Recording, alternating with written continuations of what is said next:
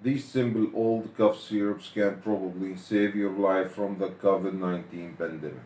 Assalamu alaikum. My name is Muhammad Hamid. I am a pharmacist. I hope this message reaches all healthcare professionals around the world. My message is simple. Use cough syrups containing ammonium chloride to protect yourselves from the COVID-19 infection and prescribe it to your patients for both treatment and prophylaxis from the COVID-19 infection. And in this video, I will be explaining why and how. Cough syrups containing ammonium chloride have been used safely for decades as expectorants. Ammonium chloride, with the chemical name NH4Cl, is a simple ingredient used in cough syrups to enhance expectorant effect, and it is known to be a lysosomal agent. Also, it is a well-known substance that is used to cause metabolic acidosis. When ammonium chloride is ingested, it is rapidly absorbed and can be detected in sputum within minutes, and causes the release of hydraulic acid, resulting in lowering the pH and increasing the acidity of the respiratory fluids outside the cells. On the other hand, it causes the rise of the pH inside the cells and increases its alkalinity, and that is very important. As you can see, it causes a rapid change in pH levels inside and outside the cells, and that can be very valuable in resisting various infections, including coronavirus infection. This change in pH can resist the infection by COVID-19 virus by multiple ways.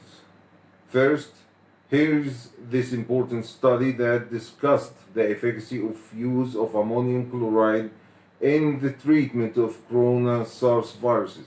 It showed that ammonium chloride could inhibit the virus' ability to link to the cell wall and also resist the ability of the virus to link to some cell organelles, especially the endosomes, so it decreases the virus' ability to replicate its RNA. Here you can take a quick look at the study I am speaking about. Ammonium chloride inhibits SARS coronavirus infection of Vero E6 cells. You can see clearly speaking about effects of use of ammonium chloride in inhibition and its role in inhibition of coronavirus infection. Of course, the study was designed to show the efficacy and the value of the use of chloroquine in the treatment or in the inhibition of SARS coronavirus infection and spread. It was published in the year 2005 and you can check it for yourselves. I will add the link in the description.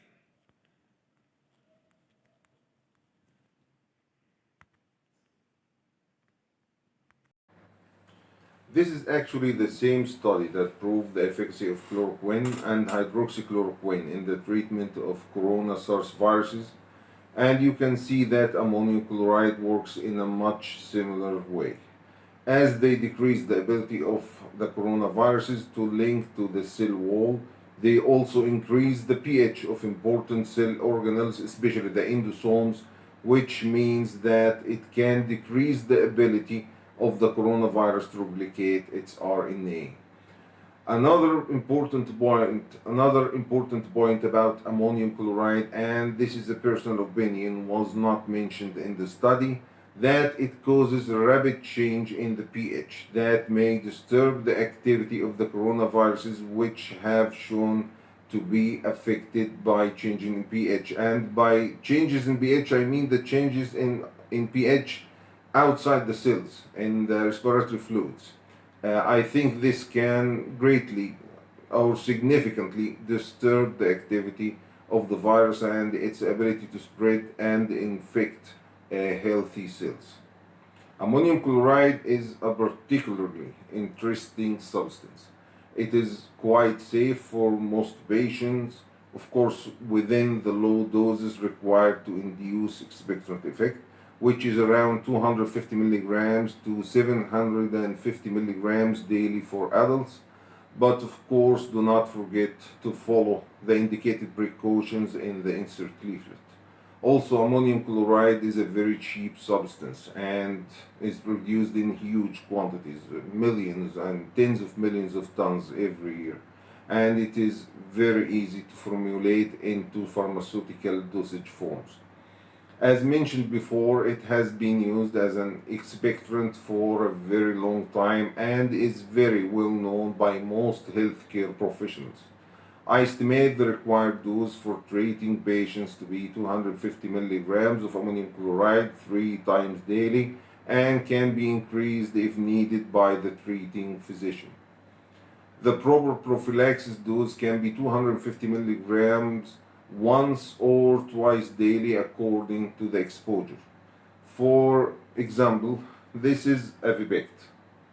It is a simple expectorant that is widely known in my country.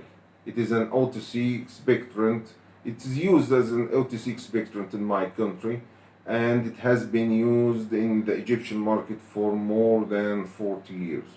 I'm using it as an example because I really don't know any brands outside the Middle East.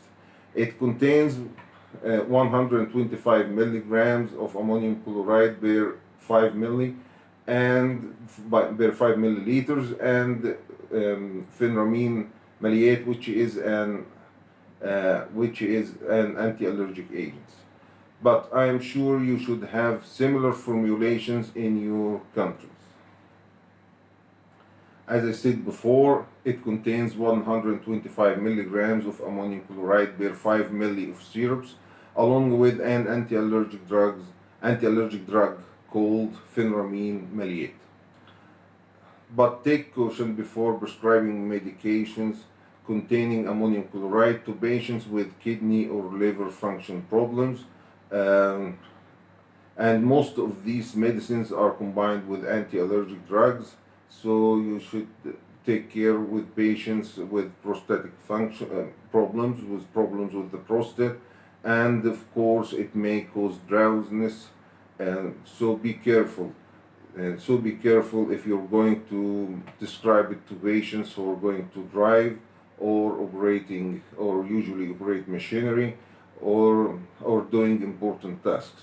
To summarize this, these old medicines disturb the virus activity by changing the pH of the respiratory fluids to become acidic due to the formation of hydrochloric acid in the respiratory fluids. But on the other hand, it will increase the pH inside the cells, and that resists the COVID-19 infection. It will decrease the virus ability to attach to the wall of the cell and decrease its ability to infect new healthy cells. Also, it will change the pH of endosomes, which decreases the ability of the virus to replicate its RNA. The dose for this medicine I have 10 milliliters 3 times daily, which is equivalent to 250 milligrams of ammonium chloride 3 times daily. For prophylaxis for adults, I believe 10 milliliters once or twice daily according to exposure should be enough. Of course, you know that this is not a cure. It is a simple measure to help protect yourself or treat a patient. So be careful, and no matter how much you become convinced with my words, do not change the safety measures you are using to protect yourself and the people around you from the COVID-19 pandemic. So one may say, you're sitting there and making theories about the treatment of the most contagious pandemic the world has ever seen. Yes, I'm actually comfortable because I'm speaking about trusted old and simple medicines that have been used safely for decades and certainly are worthy to try. It should be a winning situation here. I urge healthcare professionals to take these simple medicines to protect themselves and prescribe it to their patients for both treatment and prophylaxis from the COVID-19 infection. These are simple and safe medicines if used according to specified doses and precautions in their insert leaflets. It will help you, and I advise you to prescribe it to your patients. You're probably giving them cough syrups anyhow within the course of treatment. So add this to the course of treatment. And if my theories are correct, as I expect, a great benefit will be achieved. On the other hand, if I were wrong, no harm would be done. I have been hesitating about making this video, fearing what people would think of me if I were wrong.